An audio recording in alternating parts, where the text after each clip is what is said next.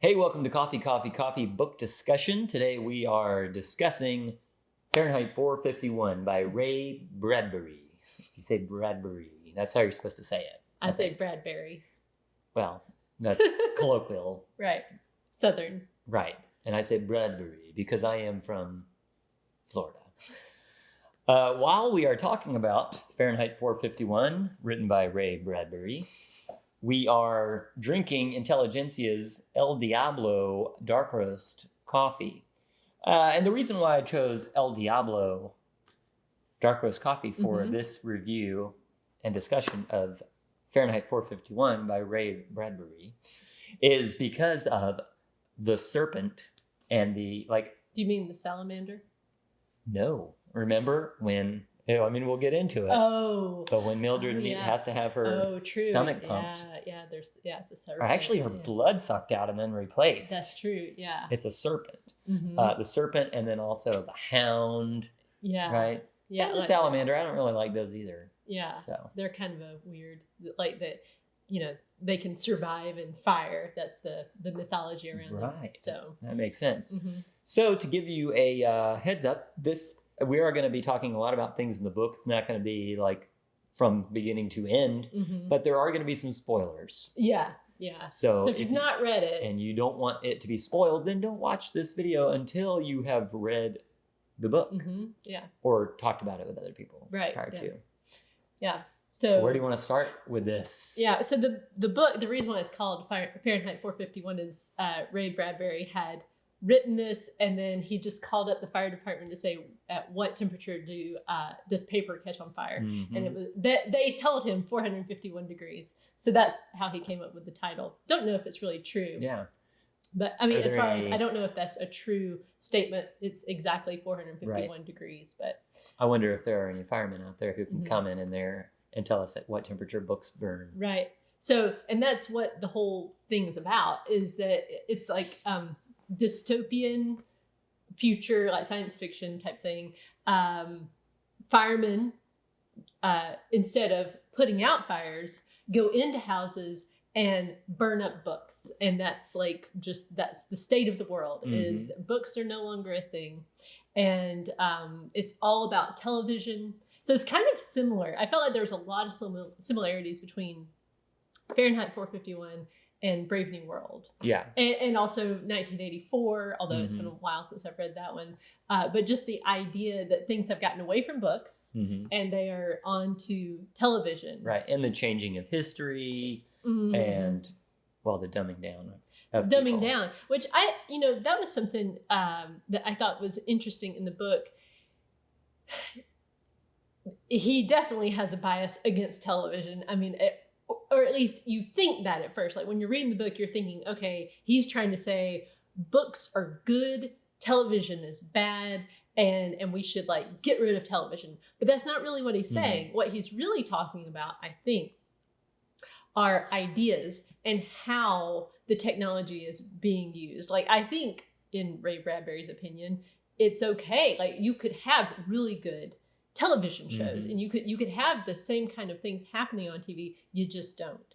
And I was thinking that is kind of true, it's not that television is bad, just that television is evil, because there can be really good shows, like The Chosen. That's a really really awesome, I think, use of television, and yet there is so much junk out there. But I think there's a lot of junk literature too. I mean, I wouldn't say junk literature, but junk books. Yeah. Well, it goes with anything. A tool is not good or bad. A tool is just a tool. A hammer is not good or bad. A hammer is good if you're using it to build something, but if you're using it to hurt somebody, then it's bad. Right. So it's the use of it. So a book is, or paper, written word is neither good or bad, but how you're using it and what's being said on there. Right. Same with television. Yeah. In the internet, Facebook, not necessarily bad, but it's how people use it that can lead to bad things. Right. And I was thinking, is there, I mean, with television shows, the typical shot is 2.5 seconds long. And so, I mean, things are just happening so fast. And I was thinking, is it can you have these like discussions, like I don't know, the way it talks about television, especially in this book, it's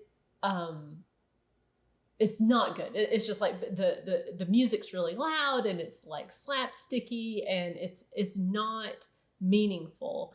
And then, is it that television makes it so that you can't have a meaningful discussion? But I think that that's not true, because you can have these good shows. Mm-hmm. You can have a longer format type discussion. I think especially like things like podcasts, YouTube, like longer YouTube videos where you are just like having a conversation like this one, where you really can have discussions where you're discussing ideas. Like it doesn't all have to be short, little action-packed clips, right?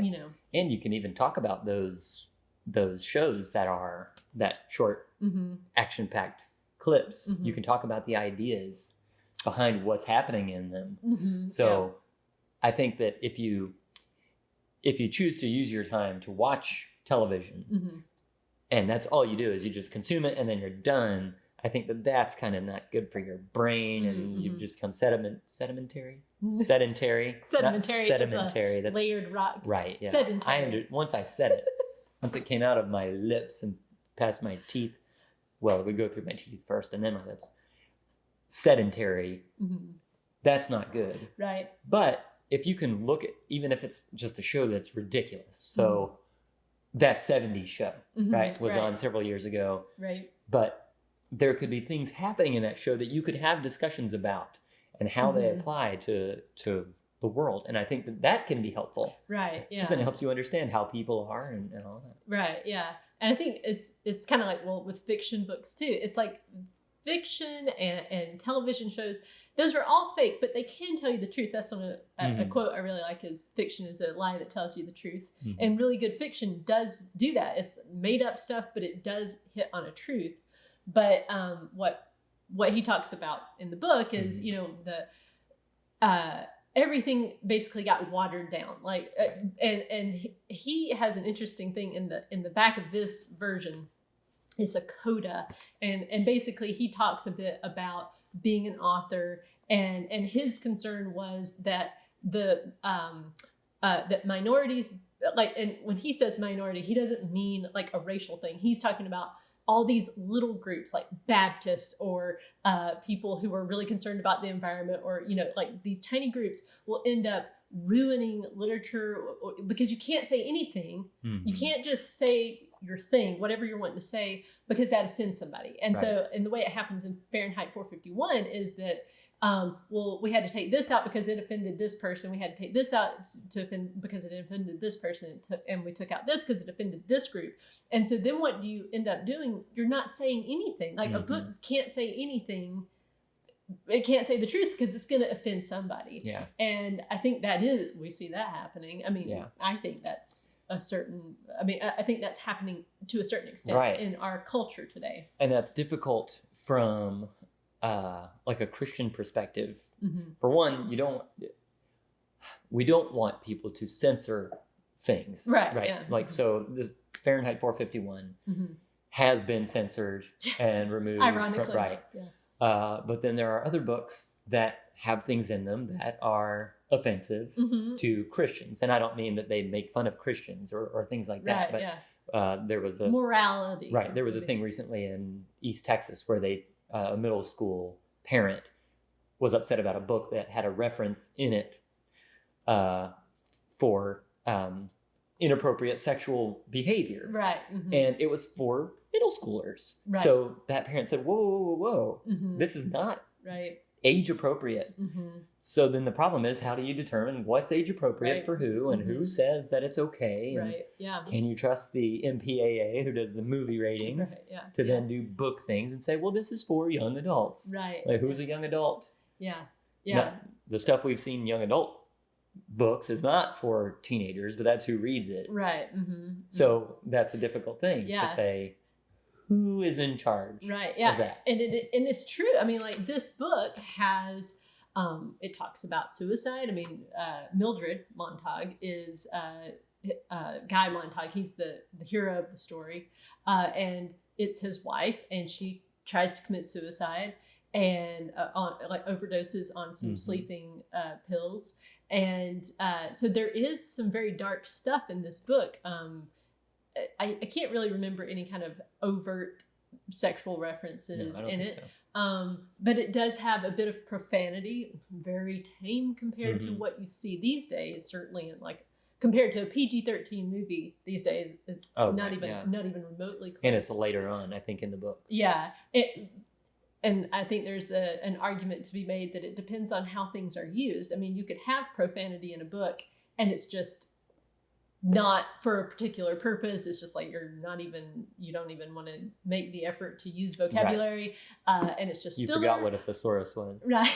or there's just a time and a place for like to show this person's emotion. But so I get it that can be a very difficult thing, like trying to determine, as a school, like what is appropriate, because you could hold this book up and say, well, this has this kind of content, so we should allow this other book that has this type of content. But I feel like there's a difference there, and it's nuanced, but I think there is. It depends on what the message is behind it. Yeah, and there in a school setting there should probably be some sort of, I was going to say like a committee that has to go through it, but that is what happens though. Right, but it needs to be a diverse committee, I think. But still, it's hard to know. But I feel like still, it's like, because when you have a committee, then they say, well, you can't have this because it's got profanity. And I mean, and I get it from a parent's standpoint. I can understand how things do get banned. But at the same time, I think that like this book, I think it's a really good book for kids, for, I would say, 14, 15. I would say it would depend, we let our 15-year-old read it. Right. And you can say, look, it's got this in it. Yeah. I feel like any book that you read first, as a parent, we like to just read what our kids read. First. Yeah. If it's any kind of questionable, you're pretty safe with the older stuff, but the newer stuff, that's where you have to be more careful. But reading the things and then discussing it with them and trying to build their minds up as far as, have them think critically about stuff. And with TV too, that's the same kind of strategy. I don't know that it's a good idea to sit down and watch stuff all the time. I did look at statistics on television watching, because that was obviously a concern in the book. Like, what does that do to your brain? I mean, and people are so Mildred, is suicidal. She thinks she's happy though. Like, she has no recollection. She doesn't even remember that. She has no recollection of taking all these sleeping pills. Basically, it's like she takes one and then, she just like takes another one because that makes her feel so good. And then she ends up overdosing. But there's like, in the book, he talks about how there's this deep Mildred buried within Mildred who is very depressed. And why is she depressed? And that was kind of like what was the thing? Because you would think on the surface she's being entertained all the time. She drives really fast. She watches the TVs. Like, the TVs are on all four or three of the walls. They have not yet been able to afford the fourth wall television. So like, she's like watching TV all the time, and the television is considered your family. The people. I would say the characters on the shows are considered, they call them the family. And they've even got this thing where like you can read the script, like it's like interactive, which I thought that's probably going to come down the pike fairly soon, where you can kind of be a part of it. And so she thinks she's happy, and yet she's very depressed. Like, deep down, she is depressed. She's so depressed, she's, suicidal. And that is a thing. Like, I was looking up statistics, and people who are moderately to severely depressed is associated with higher time spent on TV, so greater than 6 hours a day. So if like you're watching 6 or more hours of television a day, maybe you're depressed. I mean, and it's bad for kids too. Like, they looked at the same thing, like, are kids more depressed? And they were like twice as likely to be diagnosed with depression if they're watching 7+ hours a day of television. And so so the idea that TV is just harmless, like I don't know, I think some people think of it that way. I mean, in the past, when I was a kid, we watched a lot of TV, like a lot. I mean, I would sit down and just watch lots and lots of TV, but I don't think that was good. You know, in hindsight, I don't think that's a good use of your time. It does a few things, I think. One, it keeps you from achieving things, and achieving things helps your mental capacity and your belief that you're able to do things. You are more than just floating through life. And then it also has you comparing yourself to others, and you want to be cool like Zach and AC and Jesse, because that's probably what you were watching back in the day. Saved by the Bell, which has been remade apparently. I'm sure it's fantastic, because the first one wasn't even fantastic. Agree to disagree.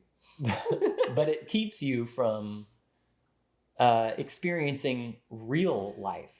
And I think that's what his point is with this whole book, is what is life? I mean, well, that's how it starts, right? Where he meets Clarice. He meets Clarice, the 17-year-old girl who's kind of weird because she's out at night, kind of just walking around, looking at the stars, asking him questions, talking about talking, which is a weird thing for them, right? And actually looking him in the eye. I mean, that it's this there's a big difference between the way Clarice interacts with Guy and the way Mildred does, because Mildred is his wife, and yet she keeps these seashells in her ears, which are like basically earbuds, which, man, he called that one. Yeah, it's so crazy. But I don't even think they had anything. I mean, I don't know. They had headphones back then, but I mean, they just so she, Mildred doesn't pay attention to her husband at all. They don't really talk, and yet Clarice looks at him while he's talking. And I thought, man, that is something that does happen these days. People who are on their phone, which, like, we try not to do this. And like, I try to keep my phone away from me most of the time, because I have seen, as I've gotten away from the phone, how much it takes your attention. I mean, and when you don't have your phone anymore, you really do start to notice, like, wow, people aren't really like paying attention to what I'm saying. Like, if you're both on your phones, you don't really notice that, like, we're not really paying attention. We're not really communicating right now. We're just like distracting ourselves. But if neither one of you has a phone, you start to actually communicate and make eye contact. And so, we can see what that might look like if Kayla's explaining stuff and I'm just, right. Like, I'm not paying attention. You're not important. Right. Forget it. But that's a thing, right? It's, a theme in the book is, Mildred and Guy are married, but what is their marriage? Like, they can't even remember where they met, and or how they met. And what is a marriage? If all you do is you go to work and then you come home and you watch TV and you don't really communicate, that's an interesting thing that happens with television is, if you're watching TV and your kid starts talking,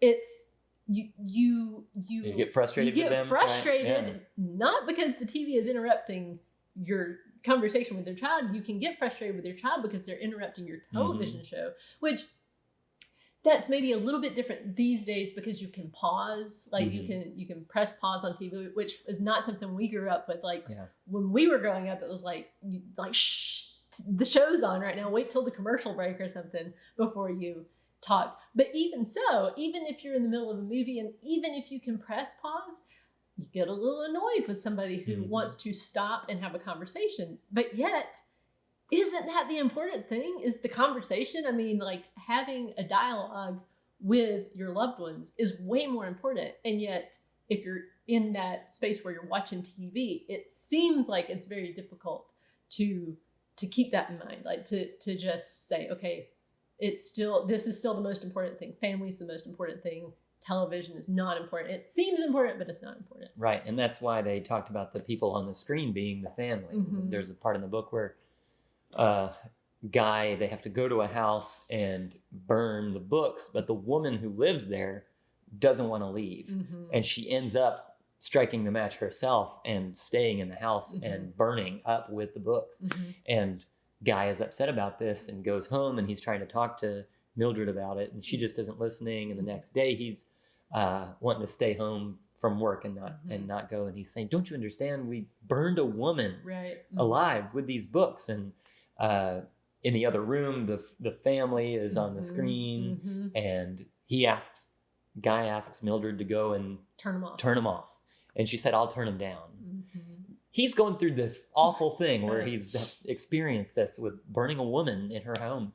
And she goes into the other room and doesn't make any adjustments on the thing, leaves the volume up, comes back in, doesn't listen to what he's saying, just kind of letting him talk. And she says, well, she wanted to be there. Like, don't you understand, right? Yeah. The importance of this.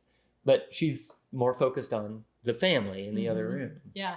And that was something I think the uncle, Clarice's uncle, Guy goes over to their house to try to like listen in on a conversation. He's out in their yard, and so he can only like pick up on bits of the conversation. But the uncle is saying like that people are disposable these days. Like that's the problem, is people are seen as disposable. And I was thinking, that is that related to all the television and like people are kind of digitized, like social media, same thing. You're not really connecting with the person. It's very different to be, like at a restaurant with somebody, having a conversation versus like you're on a Zoom chat with somebody. There's just something different. It's still okay, but it's like it gets further and further removed. Like people on Twitter, for example, you don't know them, and like the mob on Twitter can like make people lose their jobs. I mean, it can be that vicious. People are like it seems like they have no kind of awareness that, if they mob somebody and like make them get fired, like what is the aftermath of that? I mean, do people ever think of oh wow, I got somebody fired and now they may have a really hard time ever getting another job ever. And not really thinking of the actual like that there's an actual person with an actual life whose life you just ruined, and what might that lead to? I mean, they could commit suicide, or they could develop a drinking problem. I mean, there's like so much, and I just wonder if that has something to do with like the digital, like I don't know, like is that a thing that's happening, that we are thinking of people as being disposable? Yeah, and I think a lot of people don't think about the consequences of their actions overall. If you want to check out the full review of this coffee, I'll put a link in the description and you can check it out there. And you're right, I think that the reason why they don't think about the consequences is because of the digital space. There's not, you don't connect that, it's a person on the other end. It's easy to just say something and be done with it. Right. Because people are disposable. What other situation are you going to find yourself connected with them? Right. And I think even some people cross that line with people they know in real life, but because it's on a digital thing, they're not really thinking, oh, I'm going to run into this person at the grocery store. Yeah. I mean, I think it does, at least for most people. I mean, some people are, I guess, ignore it, but I think if you know the person in real life, it at least gives you a little bit of pause. Like you think, I'm gonna have to see this person at Thanksgiving dinner or something, so you kind of are more polite and think about the consequences. But I think the further you are removed from the person, like, if you're on Facebook and you know the person, then okay, that's a little bit more of a connection. But like as you go further out and it's like some random person on Twitter or somebody in the comments section of some video, like you're never going to see them again, likely. So like it feels like there's not that kind of consequence maybe. Yeah, but you have no idea who it is that you're talking to. And there's a person behind every, avatar. And what you say might end up the domino effect. Right. Whose cat have you kicked today? It's a Zig Ziglar thing, right? Because your actions can cause them to take an action. Right. You upset somebody, they upset somebody, they do this, somebody gets fired, and who knows what else down the line. So when Mildred OD'd, those paramedics. Right. Yeah. They weren't really paramedics. Right. Yeah. They came kind of indifferent to the whole situation. They said, "Oh, we do these All the so time. many times a night. Right. Basically, all you need is a guy who can just come in, Pump the guts. change out her blood, whatever, and be done with it. You don't need a doctor because it's just no big deal." And so that kind of looks like people living in situations where they are unhappy, and it gets to a point where there's so many people that are just unhappy. Yeah. And then the people who are supposed to care for people who it's a traumatizing situation. So somebody attempts suicide. Right. If it gets to a point where there's so many of them that the medical responders are just saying, it's just another thing. It's another thing. It's another thing. Then what level of care are you looking at at that point? Right. Yeah. And that was something he talked about, right? Like, we don't know each other. Like, nobody knows, like, this is bad, that there is no doctor. Like, the idea, back in the day, you had a family doctor who, knew you, like you absolutely knew. And that family doctor, if you had tried to commit suicide, I mean, this would be like a major thing. And the doctor would be very concerned. And as time goes on, it seems like that's less and less of a thing. Yeah. I mean, like, medical care is very different these days than it was even when I was a kid, I feel like. And then before that, certainly, like, it has gotten less and less personal. And I don't think that's a good thing. I mean, there have been great advances in medicine, which are wonderful. Right. But then, there have been some things, especially lately, where I think it seems like you're not as concerned with, like, actually helping people. Right. Like certain people I've talked to who have gone to appointments, like, during this whole pandemic thing, and how they've been treated. And it's kind of like, don't come to us if you're sick. Right. It's like, but you're the doctor. Isn't that what a doctor is supposed to do? Is, like, take care of sick people? But I don't know. It's just an interesting kind of world we're living in, and And I'm wondering why is it? Like, you might say, okay, so back in the olden days where there was a doctor and he was in a town and he took care of the 40 people who were there. Right. So out of those 40 people, there was a doctor. Right. Right. So even though there's a bigger population, are there as many doctors per capita as there were then? Yeah, that would be something to right. look up.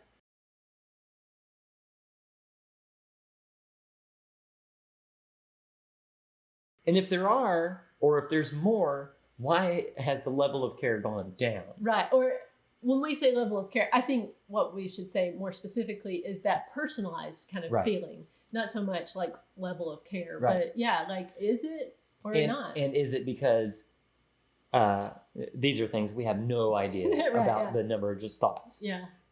That people are more inclined now to go see a doctor for lesser things. Yeah, maybe. Right. Like Aunt B probably wouldn't go see a doctor until her foot was off. Right. Your foot's off. She's like, I'm okay. Right.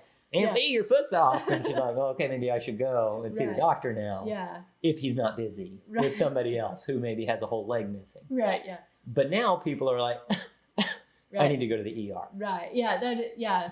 And I wonder if insurance plays a role in all that. Like, the more we've put people, like middlemen, into place, it used to be if the doctor would come to your house and make a house call, and you paid them directly, and it was a very like, you gave this service to me, now I give you this money. But now it's like, well, the insurance company, you two will work that out, right? And it's been a bit different for us because we're self-employed, so we actually do pay the person full price for an appointment, and which is quite different than having insurance that just kind of pays the bill. So maybe that's part of it too. Or if you don't have any connection with anything, like you don't even have to pay a copay or something like that. It's just like, well, you can just go whenever. Right. Which is kind of like if you have a government plan, not even a plan, but you're just like, the government takes care of it. Right. Yeah. Really meaning we take care of it as taxpayers. Right. But there is that thing, right? If there's you're not taking money out of your pocket to pay for that visit, right, you're a lot more inclined to just go whenever right, you feel like, well, I'll just go and get some antibiotics, right, yeah, and be done with it. mm-hmm. That could be a role to it, Mm-hmm. regardless of if there are as many doctors now as there were. Yeah, but to go back to the, so she's unhappy, obviously. She has these seashells in her ears all the time. She's being constantly entertained, but she's very unhappy. And so, in the book, it explores what is real happiness. Like, what is that? Because the idea is that books make you unhappy because they make you think. And books have conflicting opinions. Like, if you really do read a lot of books, like, you are constantly reading contradictions, like you read one book and it has this point of view, you read another book, it has this point of view. And diet books. Yeah, diet, that's a great one. Like, read a bunch of diet books and see how you feel after that, because it's like there's conflicting information. Right. Meat is bad, but then there's some people who eat only meat. Yeah, and then some people are vegans, right. And then and so I think it's really interesting when there are books that are, and if you read the book, you get convinced a lot of times of like, well, that seems like it makes a lot of sense. And they've done studies and it seems this way. But then you read another book and it's like, oh, well, they did another study and it seems like it's totally the opposite. And yet, like, the idea, the way the firemen in this book would look at that is, see, we're making people happy by getting rid of the information that conflicts, which... You should just Isn't that what YouTube's trying to do? Well, or like a lot of the tech giants, they're trying to get rid of conflicting information in the hopes that if we get rid of all the conflicting information, then people will just hear one thing and that will get rid of any kind of like confusion. And so then the world will be better. But I think, what I've seen, at least so far, it seems like people are rising up against that and saying, no, that's actually a really bad idea, because if you try to just, well, you're picking, you have to pick something to say this is the truth, and if you try to silence all the other voices and say this is it, then you're not really helping people. Like, I think that would create a bad world. Like, it's not good to try to get rid of all the conflict, I think. Right. And if you don't think that they're censoring different people, just look it up. You'll see there is a line that they're trying to get out to you by eliminating the other point of view. Right. Yeah. So that way you don't have to think and you just have the answer. Right. And so, I wonder, is it that you actually get true happiness by having, conflicted, like, to think about, like, to really think deeply about things. You maybe are allowing sorrow to come in, but, like, can you really have happiness if you don't also have sorrow? No. You don't think so? I mean, like, I'm just saying, like, what do you compare the happiness to? That's what I'm saying. Yeah. Like, if you try to live it that way, where you're never allowing yourself to think on things that might confuse you or make you feel negative emotion, like, what kind of life is that? I mean, like Socrates said, the unexamined life is not worth living. And is that what's happening in this book? Is the people who are really depressed are not examining their life. They're just like, they're not even living a life. They're just like always entertaining themselves, and they're never stopping to, like, look up at the stars or to notice the dew on the grass, or to just sit and think, just to sit and think. Yeah, we've talked about that before, where, people go from one noise to another, or one distraction to another. So it's in your house, you're at the TV, then you've got your phone on the way out to the car, and then you get in the car and you turn on the radio, and you go to work, and then you're at work. All of that. I know I've been there, where it's just like a constant influx of noise and distraction and interruption. But then I realized the times that I feel the best are when I've got silence that happens. So I like to wake up early and have silence. And sometimes in the car, I just have nothing on and it's just in the car. Not even the windows down, just so that I can have that time to think. But it's in those times that you're thinking that you start to question your life. Well, yeah, And that's true. And if you don't want to question your life, then you better turn that radio back on. Right. I mean, I think that is true.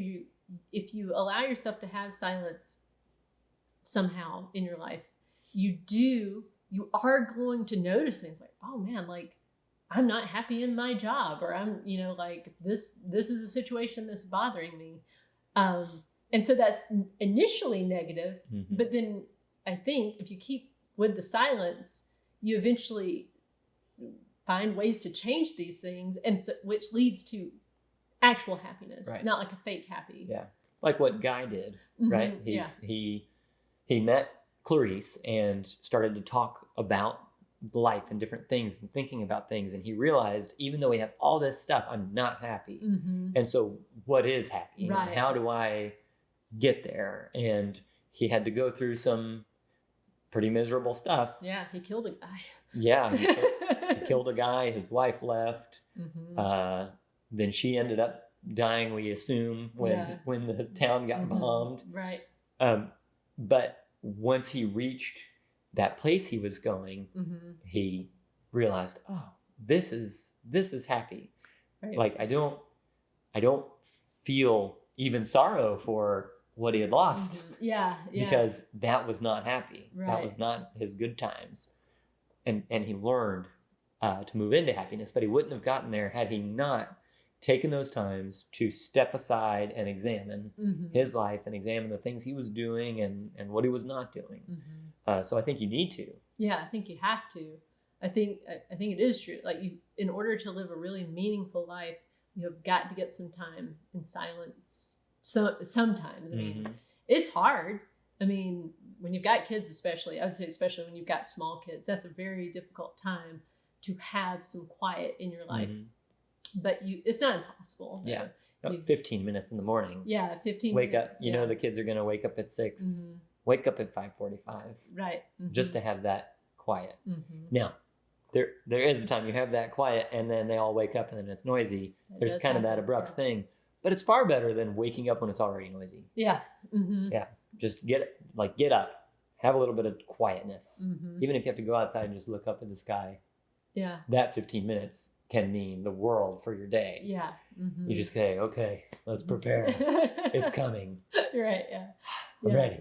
Yeah. Instead of me, oh, it's here. Right? Yeah. Yeah. Yeah.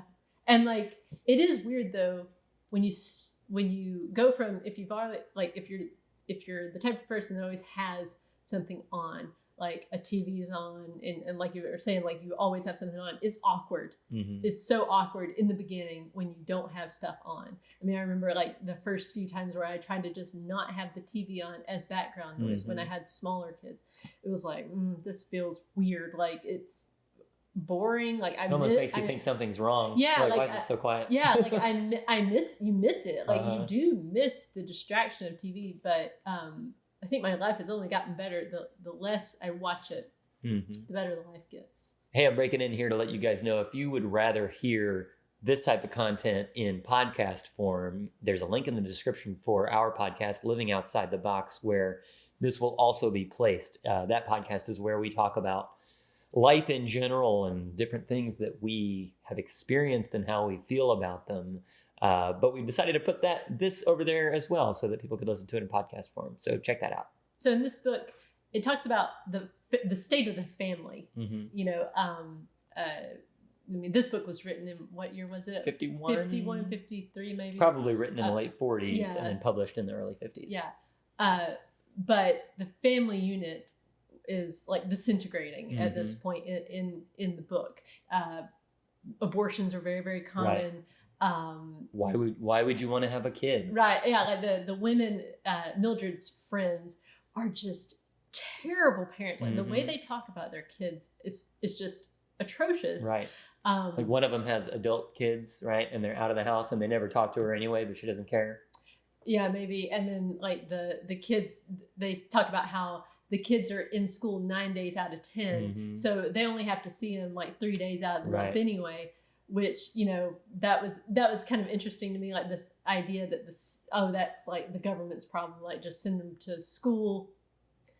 I mean, but that is kind of this thing that does happen. I feel like when you're taking kids earlier and earlier from the family unit and saying, well, it's the government's responsibility to take school, put them in school, and that's who's doing the parenting and everything. It's not my job, it's like that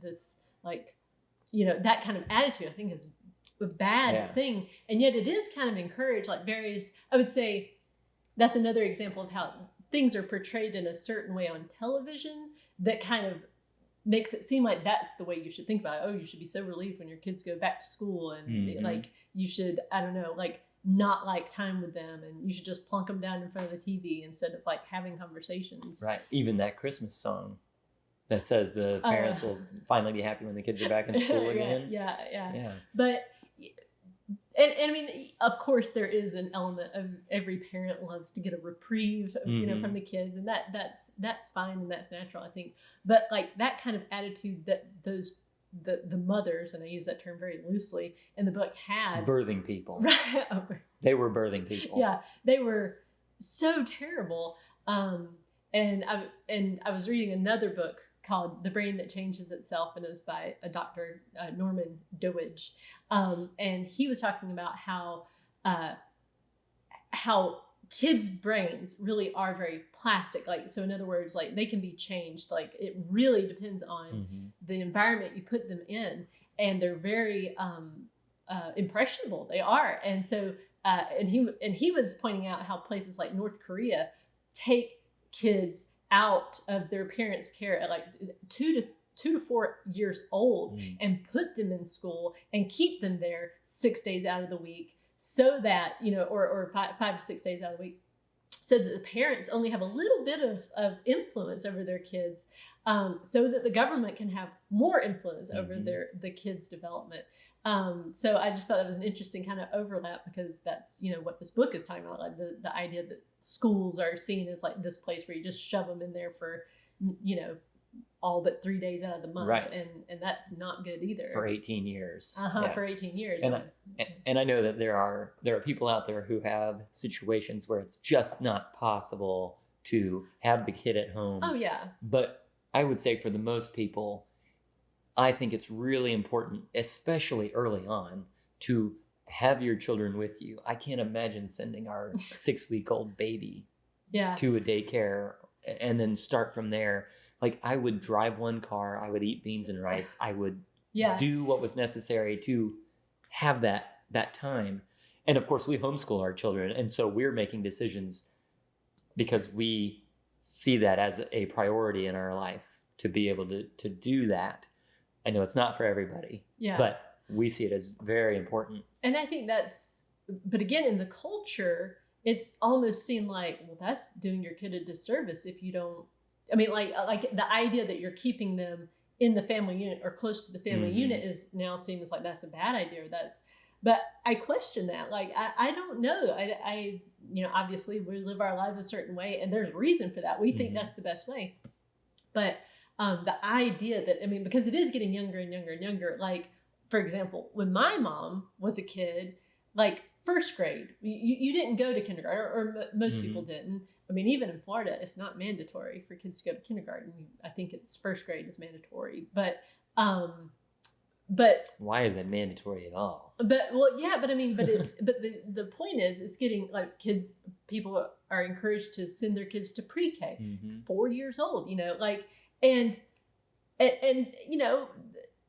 fine if that's what you really decide as a parent. Like, yes, I think my kid would really be better off there, but I just don't know. Like, parents, I think, I mean, like the home environment is a place where you can supervise your kids really well, and exactly what they're learning because you're teaching them. And I mean, I know people kind of like to kind of what's the word, like try to like lampoon that and think that, oh well, you're just gonna like make your kid really ignorant or something.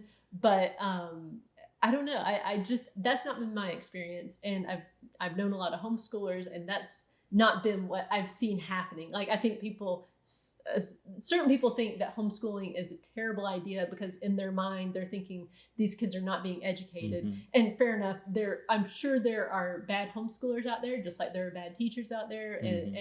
But I'm just saying, based on my own observations, the kids I have seen that have homeschooled, like they come out of it and they're good kids, and they are well prepared for life. And and I've seen a lot of the opposite with like government schools. Like it's like, I mean, and I was a product of government schooling, so I mean, like I'm so sure it's not all. It doesn't have to be all bad. There no. are good schools, good teachers. My mom was a teacher, and she affected so many kids' lives. Like they grow up and they say, "You were inspirational in my transformation," and so that is important too. So I think what I'm saying is, if you choose to send your kid to a school, just be aware of where you're sending them and stay and what involved. They're learning, and ask them every day, what are you learning? What read what they what read. happened. Read what they read, or read what they're assigned before they read it. So that you know, because we know that there are situations where you just have to send them to school, and that's fine, but understand what they're learning. And that was something in the book. Was it Faber? Faber is this professor, old man. Sure. He's a professor, and he has books. And Guy Montag also has books. Like he takes them. He's a fireman. He'll like just squirrel them away, and he doesn't know why he's doing it, but yet he does. And he has to hide them from his wife because his wife does turn him in eventually. Well, and that's kind of like an interesting parallel, to things that are happening these days. Neighbors turn each other in for having books, like, and that's how the firemen get called. It's like there was a report that, and I thought, certainly during the pandemic, you heard stories of people like telling on their neighbors because they had people over, and it's like, this is America, right? But it's, or somebody I remember a story. Somebody had COVID and they got better, so they had it. They went through the process, done.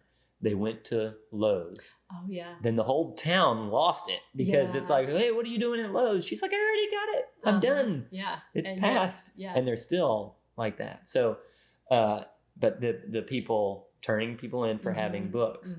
And I think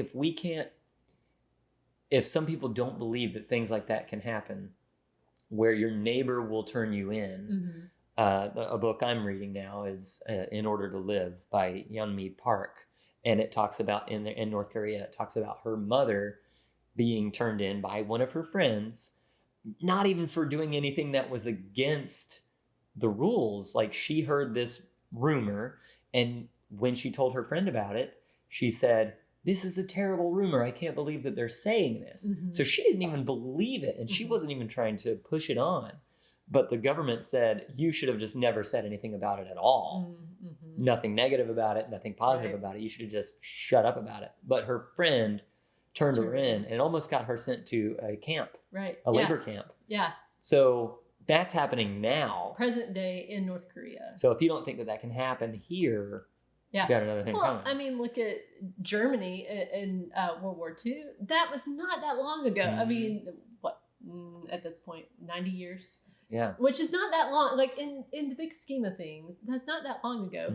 People turned in their neighbors. Like, I mean, that's just a thing that can happen in authoritarian kind of places. And you get into the wrong HOA, they'll turn you in for leaving dog poop on the yard. So, I mean, that is pretty egregious. but I mean, I think, HOAs kind of do show how people can let a little power go to their heads, and people get very tattletale on each other. HOA Karen, that's probably what they're referred to. Yeah. But Faber, one of the things he says is he really regretted that in the beginning he didn't speak up. He saw these little things happening, and he just didn't say, that's wrong. And I feel like that's always a thing that needs to be on the forefront of people's minds. Like, you always have to tell the truth. You cannot just sit back and let things happen and not say, hey, I think this is wrong. Like, it's very difficult because that does create conflict. Like, you are going to create conflict if you say, I disagree with you. Like, and that's going to be uncomfortable. But I think that's so important, especially in today's age, because, different, tech companies and stuff, they're making it so that online people are only getting one point of view, and they're just taking down posts if it's like if it disagrees with the main thing, they're just going to get rid of it in the name of we only want correct information to be out there. But in your day-to-day life, you can say, I disagree with that, and you can do it politely, and I think that's something that I've witnessed a lot of on various channels where people do have completely opposing views, but they're doing it in a very like open and honest kind of way. You're not yelling at each other. You don't have to yell at people. If you disagree, you can just say, I disagree with that because, and you can politely disagree. Yeah. And that censorship is not just coming from somebody at Facebook, looking at stuff and going, oh, let me just get rid of that. They're like the one social network that I use next door is about neighbors, and I do it for business. But the people who watch those feeds are just neighbors that live where you live, and they decide what comes down and what gets to stay. The moderators. The moderators get to pick and choose what they think is appropriate to stay there. Right. So there's your neighbors turning you in right there for that.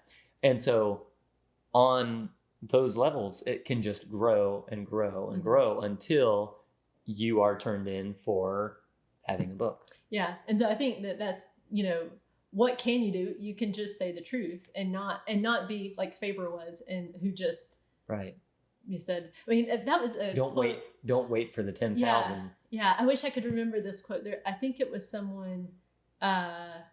It was maybe during the time of the Russian Revolution, like with the gulags and stuff. It was that he regretted that he didn't say anything. Like it was just, I saw these things happening, and instead of speaking up, good people stayed quiet. I can't remember. I totally butchered that quote, but it was, maybe we can look that up and insert it. But. Maybe. The quote that Caleb butchered was from Alexander Solzhenitsyn, and how we burned in the camps later thinking, what would things have been like if every security operative, when he went out at night to make an arrest, had been uncertain whether he would return alive and had to say goodbye to his family?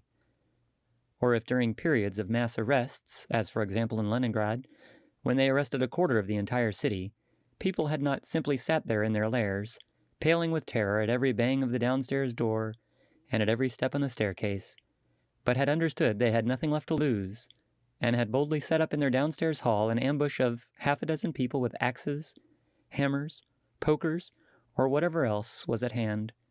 The organs would very quickly have suffered a shortage of officers and transport, and notwithstanding all of Stalin's thirst, the cursed machine would have ground to a halt. If we didn't love freedom enough, and even more, we had no awareness of the real situation. We purely and simply deserved everything that happened afterward. And it's a step-by-step thing, too, right? You see these little things happening, and you say, that's okay, and if it gets bad enough, somebody else will kind of feel the same way I do, and then I'll be able to say something, and then, but it's only this, so I can do that, and it's only a mandate of this. Yeah, it's okay. And it's only this, and and then it's like, but it's like, now you're not allowed to get groceries. Yeah, but that is something, right? If you just stand up and say the truth, that can give other people, I think, the courage to say, oh, I feel that way too. But if everybody just feels too afraid to say their own beliefs about things, then that's where you get into trouble. Like, you have to always be willing to just say the truth, whatever that is. And there's going to be consequences, but there's consequences for saying the truth, and there's consequences for keeping your mouth shut. And I think that the consequences for keeping your mouth shut in the long run are a lot worse than the consequences for saying the truth. Now, the consequences for saying the truth might have more of a negative impact on you as an individual and your family, but over time, maybe not. So if the people in North Korea a long time ago had said little things, here was like, well, no, we can't do this, we can't do this, then maybe their grandchildren wouldn't be suffering and dying of starvation in a country that has so many resources. And so the last little bit that I thought was interesting was the idea of like, there was a lot of it that's interesting. Yeah, but we can't talk for 5 hours. Right. Yeah. Well, the thing that I thought, wow, that's a thing that is certainly, a kind of a hot topic in our current culture is fake news, and that is something that happened. I mean, there was fake history. Like they have like a rule book, a fireman's rule book, right, by Benjamin Franklin. And it says that, burn books. Burn books. I mean, that's what firemen do. It's not that we ever did the firemen, the like putting out house fires. Yeah, it was we only ever burnt books. So that's like an absolute lie. But yet, how can you know really what the history is if your history book says that this is the way it's always been? So that's an interesting thing, I think. And then, at the very end of the book, Guy is being chased right by the it's electronic like hound. Yeah, the electronic hound, and the helicopters are above his head, and they're filming everything, but eventually they lose him. Right. And like he gets in, he gets to a point where he's in the river and they've lost the track. But what they do, instead of saying, "Oh, we lost him," he thwarted us. Yeah, they don't do that. They say that, he went down this street, and so they just like randomly find a guy. There's a guy who according to the people who are telling him this, that they've probably been tracking this guy for a while. Right, He goes out at night and goes on walks, which is weird. Yeah. Right? And so they know that they'll be able to use him for something. And so then they switch the footage and they say, "Oh, we found him. Yeah. He's down here." And they say, "Here's Montauk." And the electronic hound attacks and kills that guy. Yeah. Who they disguise his identity. Right. Like his face is pixelated. You can't really so tell. It's like a bad angle of the camera. It's like blurry. It's not in focus. So they can't know, but that's the way it's portrayed. They know that it's not really that guy, and they know it's not Guy, but yet that's the way the news portrays it, and then it goes black, and so then everyone thinks, "Oh well, the government won again." And the guy who was treasonistic, has been killed. So, and that's what the news report said. Guy Montauk is dead. No need to worry anymore. Right. Yeah. So we can move on from here. Right. But it was all a lie. Yeah, and it was really all about the entertainment value of the chase. I mean, and that's a thing. I doubt that back then was a high-speed chase a thing like on the news. I mean, I don't know. Back in the 50s, was that a thing? But probably not. I can't imagine that they took over one of the 3 channels and did a high-speed chase. I don't know. I should call my mother and be like, back in the 50s. Actually, she was just a little. That's true. I'd have to call Granny. Your granny, like, was this a thing? But but nowadays it was. Or I assume they still do high-speed chases. It's been a while since we've really watched the news. The local news. Yeah, the last high-speed chase I saw was probably O.J. Simpson's. Yeah. That was a long time ago. Yeah. But I mean, but that's, when you think about it, it's like, why is that a thing? Like, this is not important. Like, people don't need to watch a high-speed chase, and yet we do. I mean, like, it's exciting, and it's, but I don't think that's good. Because how does it affect you? It doesn't. I mean, so much of news, it does not affect you. And I mean, certainly, like the way the news is done, it's like, it's not like ideas are being presented. And let's see, this person says this, and now let's bring in the opposing view. And why do you think that? And let's have a nice long discussion. It's sound bites, and it's, it's very staged in a lot of ways. So let me tell you how affected you can be by a high-speed chase. We were on the interstate once, and a high-speed chase went by us. The wrong way. Down the interstate. Yeah, we didn't know that it was happening, but then it happened, and it was done, and guess what? It was over. Nothing happened. It was done. So that and the balloon boy, just use those. Do you remember the balloon boy? I remember it. Where those parents faked everybody out, telling the news that their kid was inside of a weather balloon, and he was like going down the thing to like sell their product. I can't even remember what their whole point was, but they got caught, and we were the fools. We're sitting there glued to the TV for hours watching this thing, thinking, "Oh no, this poor boy." Yeah. But it's terrible that if he were in that balloon, what would have happened? Yeah, yeah. But why did we want to watch? Why did we want to know? Yeah. Like, was it compassionate? Like, to watch it and want to find out what's going to happen, what's going to happen, what's going to happen? I wish that were the case. I don't think so. I don't think so. I think it was like just adrenaline. Like, what's going to happen? And it's entertaining. Drama in your life. You know, yeah. And so I think I'll leave everybody with this. You should look up deep fake videos. That's not what you should look up. Well, I'm just saying, you should you don't believe that fake stuff, like them following Guy Montag, who wasn't really Guy Montag, giving you a lie, is that type of thing is possible. Right. So that everything you see, you should take with kind of a grain of salt and say, okay, I see this and it looks like it's something, but I'm not there. I don't know that this thing really happened. Maybe this is a Guy Montag situation. But I should question. Yeah. Here's what I would leave people with. Something with verified. Don't go look up deep fake videos. Okay. I would say go out and look up at the stars. Yeah. Or go watch a sunset or a sunrise and do that. Not a sunset on the TV. Right. Yeah. Go out and find a real one. That's what I would say. Scratch what I said. Think about life. Yeah. Think about lives. Think about life. Yeah. That's enough. Bye. Bye.